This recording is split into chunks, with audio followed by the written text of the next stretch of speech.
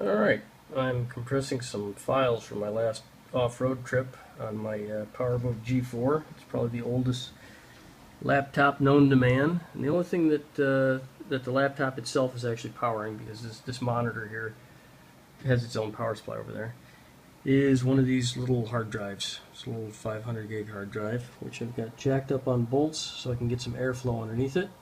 So I noticed that was very hot, and the laptop itself was pretty hot too. The reason why I mention that is because I noticed that while under power, it's dropped down to 52%. It was 64% earlier in the day, and that's when I noticed it, because I normally wouldn't even be looking at that while it's on AC. So I'm not exactly sure what's going to happen here. We've gone to amber from green. What I ended up doing is I opened up that little card door on the side, and I have a fan here now, which I have turned off right at the moment because I didn't want to have my video blown away by the sound of the fan. But in any event, this is a pretty labor-intensive program here. This is Wondershare Video. I've got 53 files that I've got to convert from MP4s, which won't work natively in Final Cut. I've got to convert them to MOV files, and I've got 24 done so far. I'll be darned.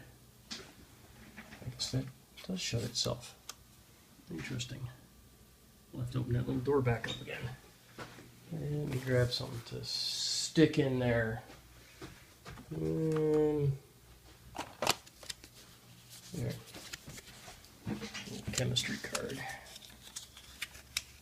Get that thing open at least. Yeah. That'll work. That'll keep the air funneled into it.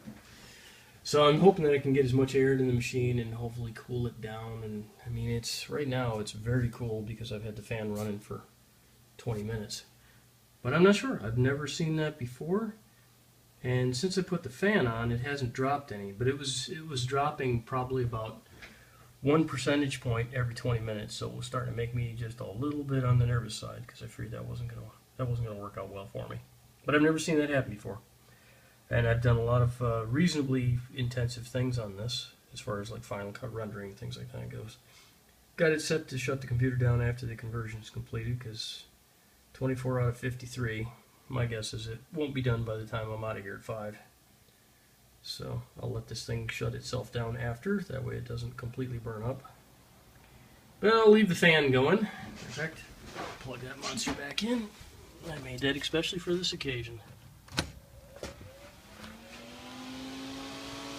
Yeah.